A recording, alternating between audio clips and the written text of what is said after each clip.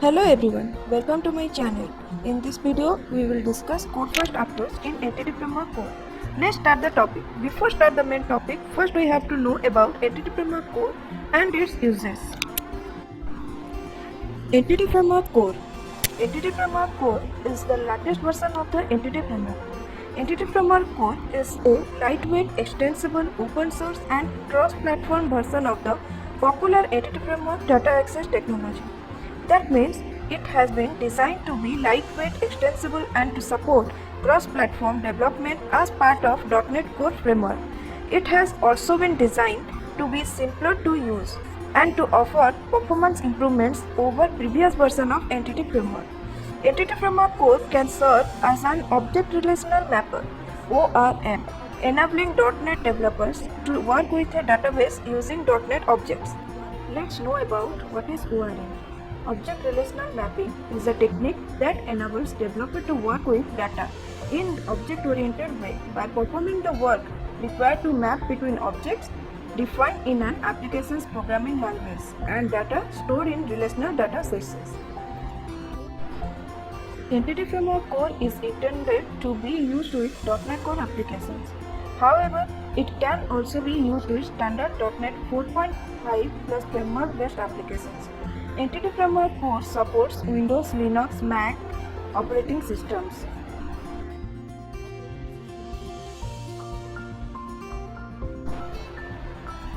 Tasks. Entity Framework Core performs following tasks between model class and database using DBContext class. DBContext class is basically used by our application to interact with the underlying database. That means DBContext class is used to manage the database connection as well as also used to perform CRUD operation within the underlying database. CRUD operation means create, retrieve, update, delete operations. Now we will discuss on DBContext task. First task is managing database connection. That means a DBContext class manages connections of database provider. Then next task is configure model and relationship.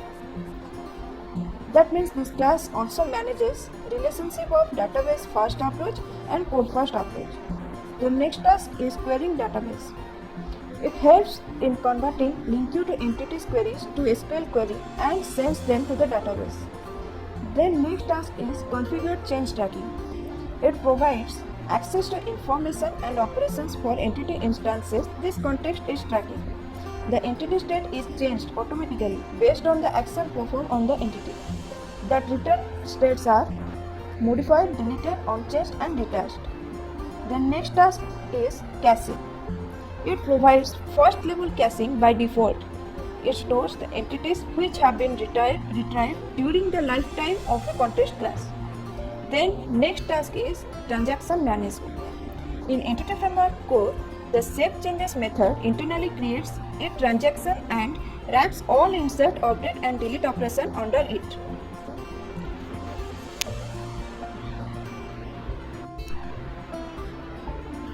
Entity Framework Core support different databases. Entity Framework Core uses a provider model to access many different databases. It includes providers as NuGet packages which you need to install. That means you have to install these packages from NuGet.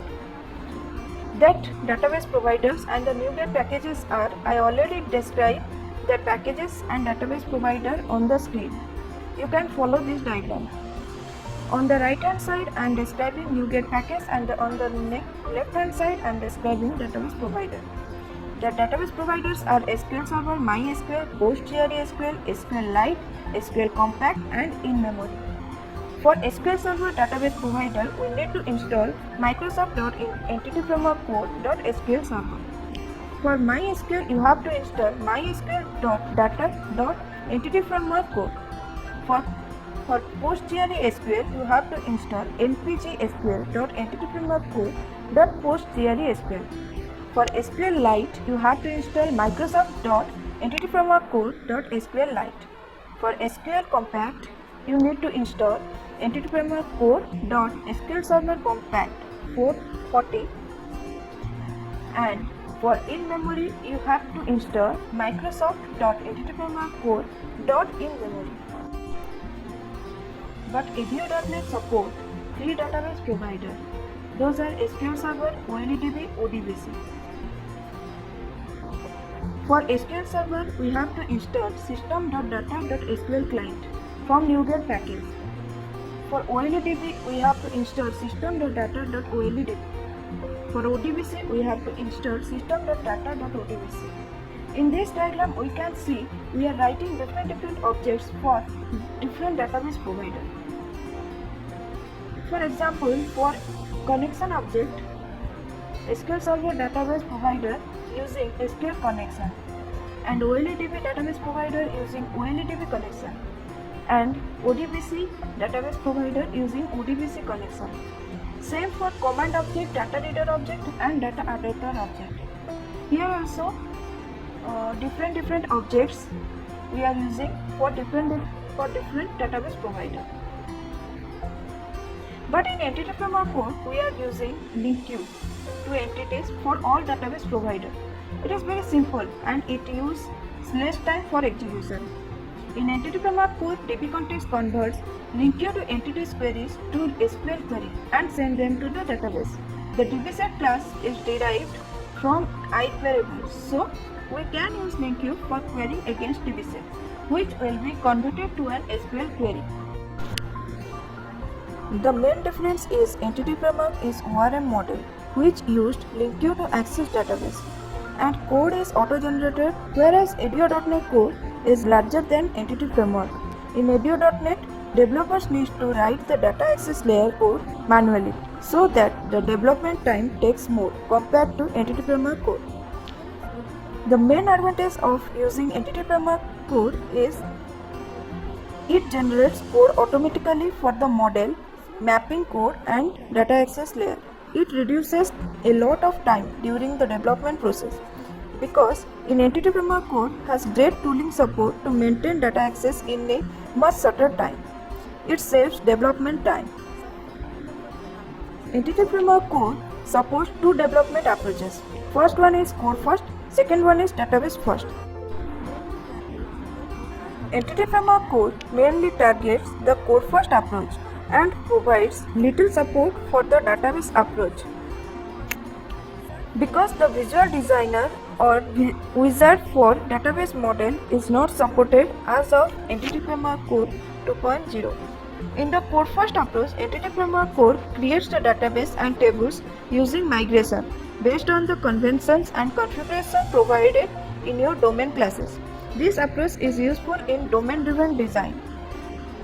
In the database first approach, Entity Framework Core creates the domain and context classes based on your existing database using Entity Framework Core commands. This has limited support in Entity Framework Core as it does not support Visual Designer or Wizard. Now we will go to the main topic, code first approach. From the diagram, we can see that the database tables are updated from the domain classes using code first approach. Code first is a technique which helps us to create a database, migrate and maintain the database and its tables from the code. From the code means that you directly maintain the database and its corresponding tables from the .NET code. Migration always helps us to create, update and sync the database with your model classes. Let's take an example. First we have to create a model, named it as CountryCS. Here I create a model class according to the table structure. Here I taken two properties, one is ID and another is name. Key defines the primary key, that means ID is the primary key. Here I am also mentioning the data type of column. Inside column I am writing type name, BigInt. BigInt is your data type of ID. Here I am using actually SQL Server database provider. So for name I am using varchar50. Then create application dbcontext.cs class which inherits from dbcontext. Here you can see application dbcontext class derives from dbcontext, and also I am taken a constructor of application dbcontext and also write a method on configuring. It inherits from DBContext class. Then I use my DBSet country. Country is my model class. And also create an object countries. This class contains all the model's information such as the connection string, database provider, etc. DBContext class is used to interact with the underlying database. That means to manage the database connection as well as also used to perform fraud operation within the underlying database. DBContext options carries all the required configuration information such as connection string, database provider, etc. On configuring method which is designed to be overridden so that you can provide configuration information for the context via the methods DBContext option builder parameter.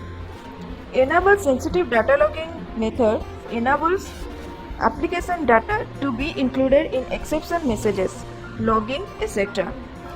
This can include the values assigned to properties of your entity instances, parameter values for commands being sent to the database, and other such data. Here I am using ASP.NET Core Web Application for implementing of Core First approach.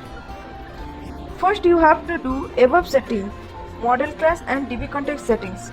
Then write your database provider connection string inside appsettings.json file. Here I given you an example. Here I create a database connection string. Here DB connection is my connection string name. Server defines your SQL server name. Database is your database name. Trusted connection must be true and multiple active results must be true.